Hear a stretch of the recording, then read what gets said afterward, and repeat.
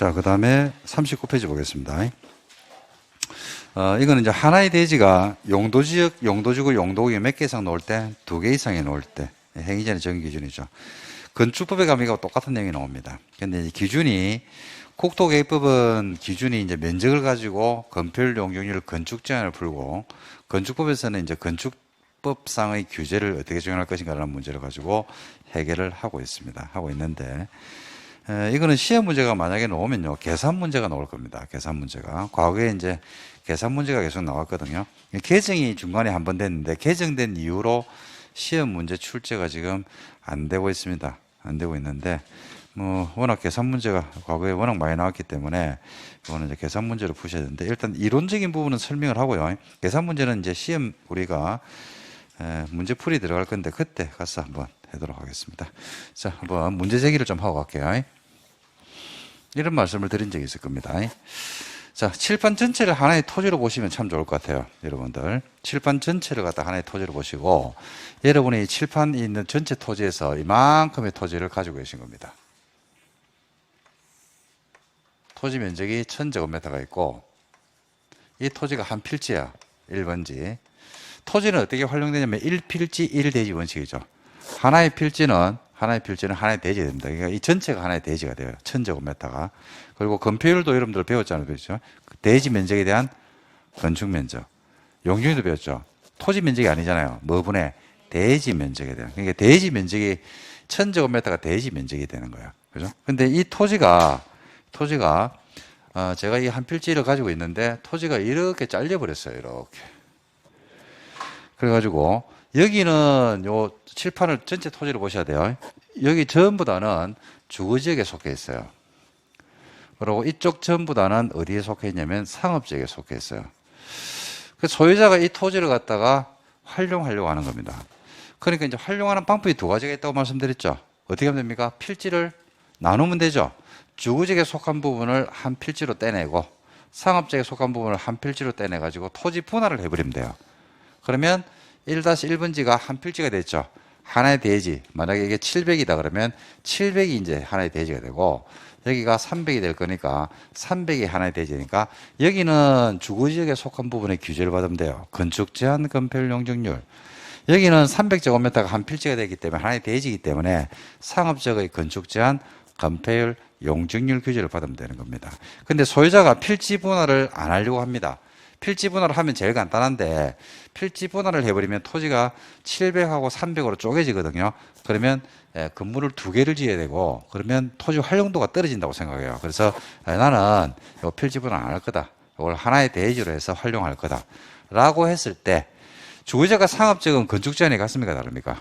다르죠. 건폐율도 다르죠. 용적률도 다르죠. 그래서 만약에 주거지역의 건폐율이 50%고, 상업적인 건폐율이 조례에 따르면 70%로 되어 있는 지역이라고 할게요. 그러면 여기 지금 소유자가 필지 분할을 안 하고 이걸 하나의 대지로 활용해서 건물을 지으려고 할 때, 첫 번째, 주거지역의 건축 규제를 받을 것인지 상업지역의 건축 규제를 받을 것인지, 두 번째는 건폐율이 70인지 50인지, 용적률은 또 얼마인지 하는 등등의 문제가 제기될 수밖에 없거든요. 그래서 여기에 대한 해결책을 제시하는 게 바로 39페이지 내용이 되겠습니다.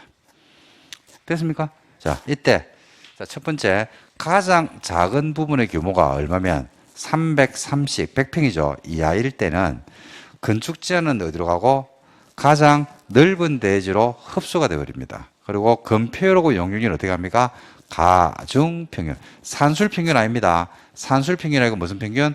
가중평균. 그죠? 해서 값을 구하면 됩니다. 그죠? 그래가지고 건축 면적과 연면적을 찾아내는 방식이 바로 이 파트의 문제라고 보시면 되겠습니다. 그래서 국토계획법상에 있는 규제, 즉 건축 제한과 건폐율과 용적률은 어떻게 푸냐면 330을 기준으로 해서 푸시면 돼요.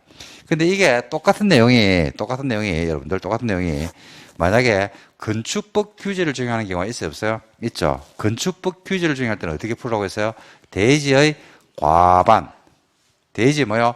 과반. 이 속한 지역, 지구, 구역의 행위자를 정해라 라고 되어 있거든요. 대지 뭐로 푼다고요? 과반. 그래서 시험에서 하나의 대지가 2개 이상의 용도, 지역, 지구, 구역에 걸치는 경우에 문제가 나왔을 때 국토계획법에 있는 건축 제한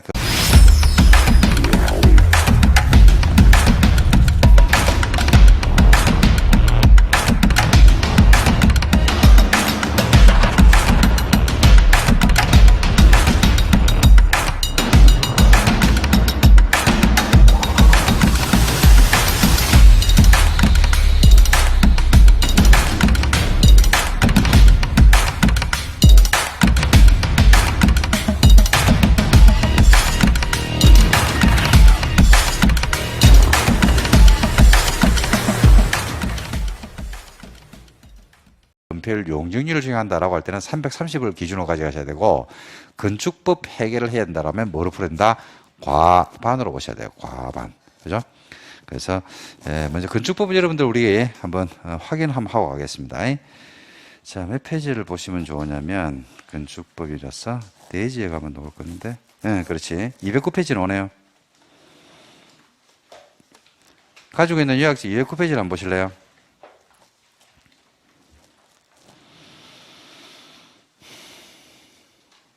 자, 209페이지 가면요, 5번이 나옵니다. 5번. 대지가 둘 이상의 지역지구에 걸치는 경우로 되어 있죠. 원칙, 건물 대지 전부에 대해서 대지에 뭐가 속하는? 과반. 이 속하는 지역지구 구역에 관한 규정을 한다. 과반 동그라미. 그 다음에 이번에 방화지구에 걸친 경우 나오죠. 똑같죠. 이거는 건물이 나오죠. 방화지구에 걸치면 뭐만? 건물 전부가 방화지구의 행위전을 정한다. 단 그 건물의 경계가 방화벽으로 나눠져 있죠. 그럴 때는 우리가 건물도 어떻게 한다? 각각 방화지구에 속한 부분은 방화지구 정하고 방화지구에 속하지 않는 부분은 방화지구 주기정을 정할 필요가 없다. 녹지가 나오면 항상 어떻게 하라고 했습니까? 각각 적용하면 된다. 이런 나오죠. 똑같죠? 그래서 과반으로 풉니다. 과반. 건축법은 과반이고 국토기법은 얼마요? 330입니다. 자, 여기까지 하겠습니다. 자, 39페이지 다시 넘어가 볼게요. 원칙. 하나의 대지가 두 개 이상의 용도지역, 용도지구, 용도에 걸치는 경우로서 각 용도지역에 걸치는 부분 중 가장 작은 부분의 규모가 얼마면 330 이하일 때 전체 대지에 적용받는 건폐율과 용적률은 어떻게 한다고 했어요? 가중평균 동그라미. 산술평균 아닙니다. 가중평균입니다. 그 다음에 건축지역은 어디로 속합니까? 가장 넓은 면적이 속하는 용도지역에 관한 규정. 가장 넓은 면적이 속하는 용도지역의 행위전을 정의한다는 것은 가장 넓은 용도지역으로 뭐 된다? 흡수가 된다. 이렇게 보시면 되겠죠. 그죠? 그러니까 여기서 한번 해볼게요. 자, 건폐율은요, 대지 면적에 대한 뭐의 비율을 말합니까? 건축 면적의 비율이죠. 그죠? 근데 가중평균 했거든요. 이게 산술평균이었다라면 이래 나올 거예요. 50 플러스 70 나누기 2. 이래가 60이 나올 겁니다. 산술평균은. 근데 가중평균이니까 가중치를 다르게 두겠다는 얘기죠. 그래서, 자, 각각의 건축 면적을 잡아내야 돼요. 전체 대지 면적이 지금 나와 있죠. 얼마라고? 1000으로 나와 있거든요. 그러면 건축 면적을 더하면 되는데, 자, 여기를 A라고 하면 A에서 쓸 수 있는 건축 면적은 700의 50%인 350이 될 것이고, 그죠? B의 건축 면적은 300의 70%인 210이 되겠죠. 그래서 전체 건축 면적을 합치면 얼마 나온다? 560제곱미터가 나오니까 1000제곱미터로 나누면 건폐율은 몇 프로? 56%가 된다 이 말입니다. 이게 가중평균한 값이에요. 그리고 건축 제한은 가장 작은 부분이 지금 보다시피 330 이하죠. 그러면 가장 넓은 대지가 누굽니까? 주거지역이 제일 넓죠. 주거지역으로 흡수돼 버립니다. 그래서 여기는 도면상으로는 상업지역에 있지만은 주거지역에 적합한 건물을 지어야지 상업지역에 적합한 건물을 지으면 허가 안 나옵니다. 이거는. 그래서 자, 여기는 당연히 주거지역이고 여기도 어디 적용받고 주거지역. 건폐율은 얼마? 가중평균한 거 얼마? 56%. 용적률 똑같은 방식으로 구하면 돼요. 그래가지고 건폐율, 용적률, 건축제한을 구하면 된다. 이렇게 보시면 되겠습니다. 다만 3번에 도로변을 따라서 무슨 모양으로? 띠 모양으로. 띠 모양은 무슨 모양입니까? 옆으로 늘어진 모양이죠. 허리띠, 머리띠. 상업지역에 지정되어 있죠. 그럴 때는 기준 면적이 330에서 얼마로 바뀐다? 660으로 바뀝니다. 660 이하인 경우에는 건폐율 용적률은 가중평균하고 건축제한은 가장 넓은 대지로 흡수가 된다. 이렇게 보시면 되겠습니다. 녹지지역에 걸쳐있으면 각각이죠. 면적에 상관없이 각각 행위제한을 적용하면 됩니다. 다만 가장 작은 부분이 녹지지역으로서 녹지 면적이 얼마더라? 330 이하죠. 그럴 때는 어디 간다? 그러하지 않다. 그러지 않다는 것은 각각으로 가는 게 아니고 가장 넓은 대지가 속한 부분으로 흡수가 돼버린다. 이렇게 정리를 하시면 되겠습니다. 자, 그 다음에 이제 이론 문제로서 3번 넘겨보시면 건물이 나오죠. 건물이. 어디에 걸치면? 고도 지구에 건물 동그라미. 건물 동그라미. 고도지구보다 더 중요한 말이 건물이 있어야 돼요. 건물이. 고도지구 줄짝. 건물 대지 전부에 대해서 줄짝. 고도지구의 행위전을 정의하면 돼요. 근데 건물이 역시 동그라미 어디에 걸치면 방화지구에 걸치면 출작 건물 전부에 대해서 방화지구의 행위전을 정의하면 돼요. 단 건물의 경계가 뭐로 구획되더라? 방화벽으로 나눠져 있죠. 그러면 건물도 전부 다를 방화지구를 정의하는 게 아니고 각각 즉 방화지구에 속한 부분만 방화지구를 정의하면 되고 방화지구에 속하지 않는 부분은 정의할 필요가 없다. 이렇게 정의하시면 되겠죠. 이렇게 해서 4가지 규정이 있습니다. 참고하시면서 보시면 되겠습니다. 자, 8줄로 갑니다. 도시공객시설. 자, 이렇게 하면 용도, 지역, 지구, 구역, 그 다음에 그 특례까지 싹 정리를 다 해버렸습니다.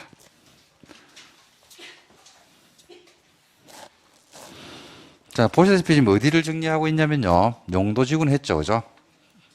좀 전에 용도, 구역도 했고요. 용도, 지역, 지구역이 하나의 대지 안에서 2개 이상이 들어올 때 가장 작은 부분의 면적이 330 이하일 때는 건폐율과 용적률은 가정평균, 건축 제한은 가장 넓은 대지로 흡수. 용도지역, 용도지구, 용도구역이 중복이 되더라. 그러면 행위자는 들어간다. 용도구역으로 간다. 그리고 용도지역이나 용도지구의 건축 제한을 하긴 하는데 그 건물이 도시군 계획 시설에 해당할 때는 용도지역, 용도지구의 행위자를 받는다, 안 받는다? 안 받는다. 그죠? 그 다음에 행정구역이 바뀌고 조례가 개정이 되고, 그죠? 관리계획이 바뀜으로써 건폐율과 용적률 기준이 부적합하게 됐다 하더라도 뭘 할 수 있다? 재축은 할 수가 있다. 단, 개축과 정축은 기존 범위 안에서, 그죠? 개정된 범위 안에서 허용을 해 주더라. 라고 해가지고 지역주의 가지고 있는 논점은 싹 정리를 다 해버렸습니다, 이제. 자, 그 다음 뭐 해야 돼요, 이제? 기반설 정리 되겠죠? 기반설 정리하도록 하겠습니다. 그래서. 자, 그래서 여러분 보고 있는 교재 40페이지를 보면 이제 기반시설 파트가 나옵니다. 자, 여러분 기반시설 하는데, 자, 보세요. 관리계 3번입니다, 드디어. 3번은 기반시설을 설치하거나 정비하거나 개량하려 그러면 나름의 형식적인 절차가 필요합니까? 안 필요합니까? 필요하죠. 형식적인 절차가 필요합니다. 그 절차를 뭐를 거쳐야 돼요? 계획을 만들어야겠죠. 그래서 무슨 계획? 관리 계획으로 결정해 줘야 될 거 아닙니까? 그래서 관리 계획에 입안 결정 고시는 절차 거치죠. 그죠? 그래서 기반 시설은 여러분들이 아시다시피 종류가 굉장히 많아요. 그죠? 그 여러분들 교재도 나오죠. 박스에 나오죠. 교통시설로서의 기반시설, 공간시설, 유통공급시설, 환경기초시설, 보건위생시설, 방제시설 등등 해가지고 종류가 쫙 나올 겁니다. 예를 수십 가지의 기반시설이 있고 이 기반시설 중에서 대표적인 것으로서 도로가 있는데 도로를 설치하거나 정비하거나 개량할 때는 그냥 도로가 설치되는 게 아니고 어떤 절차를 거쳐야 된다?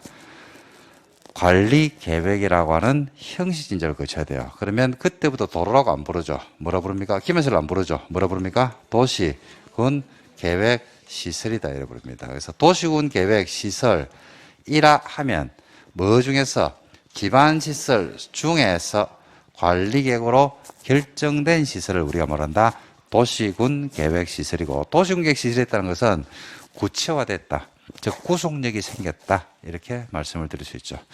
근데 도시공객 시설이 있다고 해서 당장 도로가 설치되는 것은 아니죠. 이걸 진짜로 설치할 일이 있을 수 있어 없어요? 설치한다는 말이 바로 공사한다는 이야기입니다.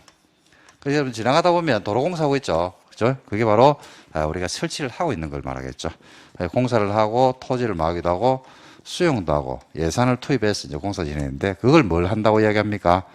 도시 군 계획 시설 사업이라는 것을 한다라고 이야기하죠. 그래서 이제 각 파트의 정의를 한번 읽어볼게요. 도시군 계획 시설이라 하면 뭐 중에서 기반시설 중에서 관리 계획으로 결정된 것을 말하고요. 도시군 계획 시설 사업이란 것은 관리 계획으로 결정된 뭐를 도시군 계획 시설을 설치하는 사업이 시설 사업입니다. 기반 시설을 설치하는 사업이 아니죠. 기반 시설을 설치하는 사업이 아닙니다. 시설 사업은 관리로 결정 고시된 도시군 계획 시설을 설치하는 사업이 시설 사업이다 라고 보시면 돼요. 그리고 도시군 계획 시설을 설치를 하면 되는데 설치를 때로는 못하고 이게 무단으로 방치가 되는 경우가 있을 수 있어 없어요? 있죠. 근데 일정 기간 동안에 무단 방치는 뭐 어차피 오늘 도시공객시설 도로가 됐다고 해서 내일 당장 수용해서 사업을 하는 건 아니잖아요. 그죠? 그래서 일정 기간의 방치는 올 수밖에 없는데 이게 무단 방치된 기간이 너무 장기간 길어지더라는 얘기입니다. 그죠?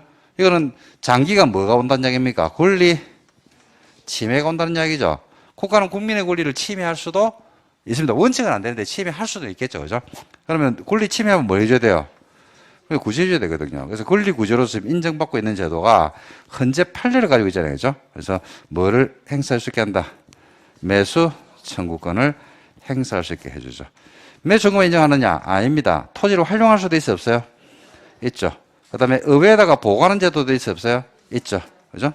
그 다음에 소유자가 해제를 신청하는 제도가 있다? 없다? 있다. 그래서 총 4가지 권리구제가 현재 있다는 이야기입니다. 그래서 도시군 계획 시설이 된 상태에서 사업으로 빠져나가는 경우도 있고요. 그 다음에 권리구조로 빠져나가는 경우도 있고 이렇게 되는 겁니다. 그래서 사업을 하게 되면 실제로 하게 되면 사업으로 빠져나가는데 그렇지 않으면 뭐로 빠져나간다? 권리구조로 이렇게 빠져나가더라는 얘기죠. 그래서 요 파트에 대한 용어가 먼저 깔끔하게 정리돼야 되고 이게 40페이지에 지금 판사한 내용이 그대로 그림으로 위에 나올 겁니다. 공법 1번 문제에서 제일 많이 나온 게 바로 이겁니다. 그럼 여기에 있는 이제 시설 사업하고 그죠? 여기에 시설 사업이 도출되죠. 그죠? 그 다음에 관리객 네 번째 시집가나 누구? 개발사. 그 다음에 또 그렇죠. 이 3가지 사업을 합쳐가지고 3가지가 사업, 전부 다 사업 아닙니까? 사업. 사업이잖아, 사업. 3가지 공통점이 지금 어떤 말을 쓰고 있냐면 사업이란 말을 쓰고 있잖아, 사업이란 말을. 그죠? 그 3가지가 뭐냐면 3가지를 합치면 뭐 나온다? 사업이 나온다니까요. 무슨 사업입니까? 도시, 군, 무슨 사업? 계획 사업이라는 거예요. 도시군 계획을 현실화시키는 사업. 그죠? 그래서, 자, 다시 봐요. 관리계획 그래서 이렇게 말씀드렸을 겁니다, 아마. 1번과 2번을 합치면 국토에 뭐가 나온다? 용도제도, 용도제. 용도제. 3번, 4번 합치면 뭐가 나옵니까? 사업이 나오죠. 사업이 나오잖아, 사업이. 3번, 4번, 사업이 나오잖아. 무슨 사업? 도시군 계획을 배우고 있잖아. 도시군 계획 사업. 그죠? 그 다음 뭐가 있다? 지구 단위 계획. 그것입니다. 그래서 관리계획은요, 크게 나누면 국토 용도제 한 개, 그 다음에 사업 한 개, 그 다음에 지구 단위 한 개. 크게 나누면 3개입니다, 3개. 용도별로 나누어서 쓰든지 사업을 할 때 좀 이쁘게 해라 이겁니다. 계획관리입니다. 아주 간단합니다. 말도 안 되는 소리를 했는데 간단한 게 제일 복잡한데 하여튼 이런 형태로 여러분들이 그러니까 이게 처음 볼 때는 이게 이 말이 안 들어오거든요. 근데 관리 계획을 여러분들이 지금은 되는 이유가 제가 이렇게 해드린 이유가 1월 달에 제가 이런 말씀 못 드립니다. 드리고 여러분들이 무슨 말 하고 있노 이러거든요. 근데 관리 계획의 목차를 갖다 계속 지금 반복적으로 매 수업할 때마다 계속해서 잡아드렸거든요. 그러니까 여러분들이 이 목차가 이제 머릿속에 들어와 있다니까 이게. 그러니까 이 전체가 자꾸 반복해서 보다 보니까 그런 내용들이 머릿속에서 정리가 되기 시작한다 이 말입니다. 그렇게 정리하시면 될 겁니다. 그래서 이거 가지고 이제 할 건데 시험은 여기서 2개에서 3개, 최소 2개, 마이너면 4개, 두세 문제가 그냥 일반적으로 출제가 된다고 보시면 되는데 어디가 출제되냐면요. 도시군 계획 시설에서 1개의 논점이 있어요. 그 다음에 권리구제에서 여기 1개의 논점이 있죠. 그 다음에 시설 사업에서 1개의 논점이 있습니다. 그래서 하나하나씩 깨보겠습니다. 먼저 도시군계획 시설부터 할게요. 도시, 군, 계획, 시설을 해야 되고 그 다음에 도시군계획 시설인데 좀 특이한 것으로서 광역시설이 있습니다. 그 다음에 뭐 더 있냐면 공동구도 있어요. 그죠? 그래서 요 3가지가 도시군계획 시설의 일반론으로 정리하시면 되고 작년은 시험에서 공동구가 문제가 아주 무난하게 누구나 다 맞추게끔 그렇게 출제된 적이 있습니다. 3개를 정리해 드릴게요. 자, 도시군계획 시설에서 논점은요 2개인데 하나가 설치입니다. 설치. 이거 어떻게 설치할 거냐? 한 개는 설치했으니까 뭐 해줘야 돼요? 관리해야 되겠죠? 이 관리를 어떻게 할 것인지 2가지 논점, 설치하고 관리 2개입니다. 바로 할게요. 자, 도시군계획 시설을 설치할 때는 원칙적으로 뭘 해야 된다? 원칙적으로 어떻게 설치한다?